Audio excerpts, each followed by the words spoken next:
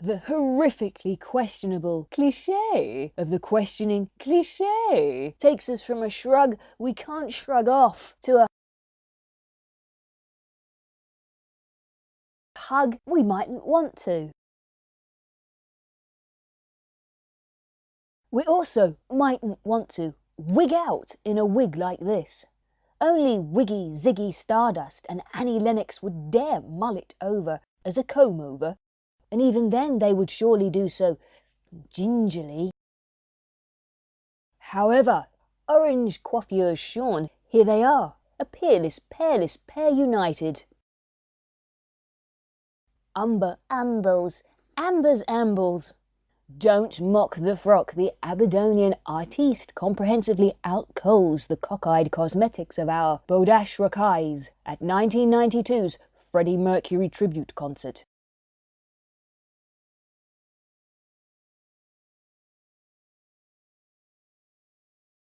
Has he ginger on his finger?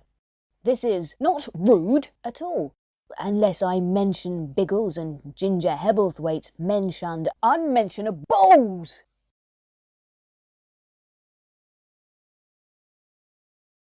And that might make some people very cross, causing them, whether the cause or the cause sing or stay silent, to get their ganders up, which is entirely unintended and inappropriate when it is their peckers, not their ganders, that should be being praised for staying raised.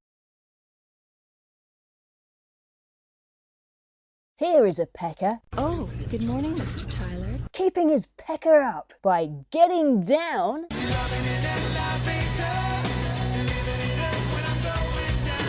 Not getting or Going down. Going down. The feathers from his feathered butt could be described as down, or eider down, I'd have thought, not as an afterthought, particularly as he definitely ducked down to bend over and show us his R's. The return of the questionable cliché. Overused as a posture connoting someone searching, I also deployed a similar brow-shielding demeanour for the wicked old woman in Knowledge of Porridge's line, "This criminal sort." The stance and its glance are more than a salute in a suit, and will be widely recognised despite their apparent arbitrariness with regard to their emphasising the act of looking like you're looking. This strange, single-handed situation seems to have little to do with any natural or necessary human behaviour focused on focus. For unless dazzled, how does blocking out the light improve sight? A mightier mime might be made from mirroring the upper limbs to create an overall, not an over-awing, oracular oval, with the skull centred as the iris, in an eye of arms. Or, if tools and two hands could be usefully employed, he might throw shapes, goggling agog, if not Gog and Magog, which may take some googling, with invisible air binoculars or an air telescope. The last of these visual aids, being notably nautical, reminds us of the musical nautical notes of the far and fair-seeing seafarers who dance the steps of the sailor's hornpipe. Here are some illustrative clips. T-clippers, for the most part, clipped out.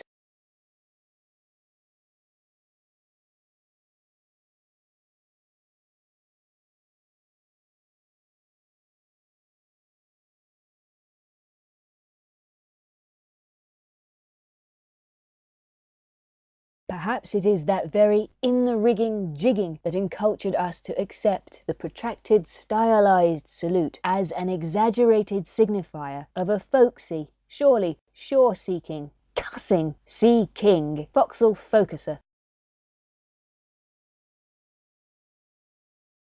A change of focus interiorises another form of navel gazing, where the shay shyness of the shire shines. And yet it is still not rare to share more than the plough share.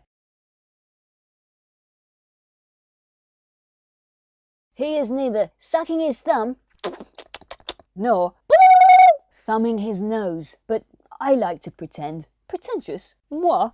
Pretentious? Moi? That he may be about to. This is one of those moments that you can only catch in freeze frame, and should certainly look out for. For foregrounding is a favourite. I like this twisted taxidermalion.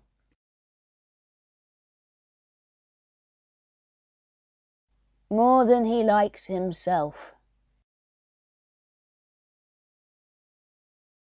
When things are not right, and he's been left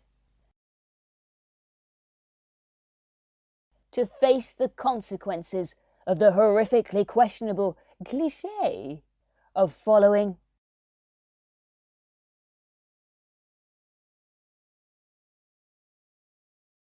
in someone else's. She gets everywhere. Footsteps.